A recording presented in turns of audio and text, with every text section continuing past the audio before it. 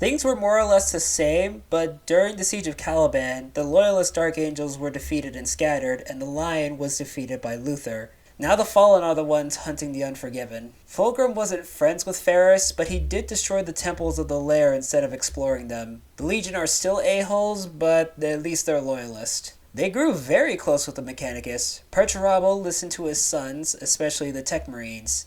Unfortunately, he would die to Sanguinius. Due to betrayal of the other tribes on Tragoras, and later abandonment from his own brothers, the Khan became a vain, sadistic degenerate. The Legion was consumed by their obsession with battle and torture, becoming the servants of Slaanesh. They ride on bikes with their Futa demon girlfriends. Anger from Psykers not being outlawed, the wolves attacked Prospero. The bloodshed caused them to fall to Khorne. Though in all honesty, the wolves would have been wiped out since they wouldn't have the help of the Custodes or the Sisters of Silence in this timeline. Cope and see, Space Wolf fans. The Chaos Gods filled Dorn with self-doubt, causing him to use the Pain Glove until his mind shattered. Khorne got his prize, but he has to share it with his brothers. After some self-reflection, Conrad realized that the future isn't set in stone, and that somehow cured his insanity. I'm also guessing that Jendor Shrilyak died before becoming a Night Lord, so murderers, thieves, and a word that starts with an R were recruited into the Legion. Nurgle had somehow twisted the Red Thirst to turn the Legion into zombies.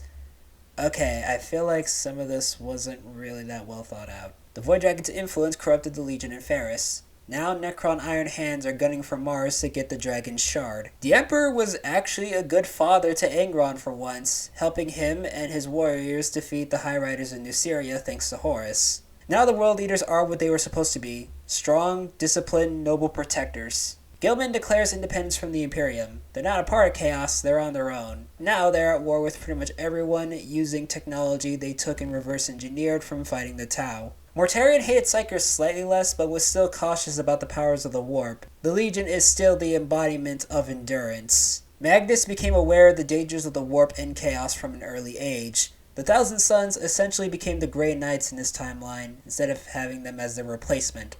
While in a coma from the Chaos Blade, Horus used his brain to see Chaos for what it was.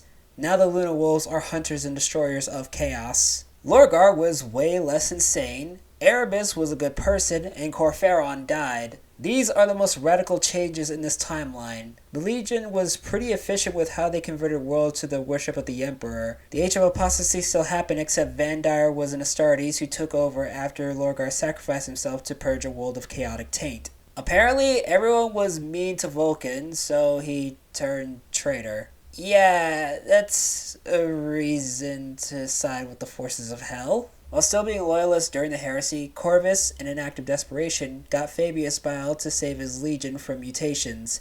But Bile corrupted his legion even further, and Corvus himself. Now they're agents of Tzeentch, so I'm guessing Bile went rogue from his legion. The Alpha Legion, Alfarius, Omegon. Are they loyal? Are they traitor? Well, just like canon, yes. It has spent a lot of time screwing over the Ultramarines.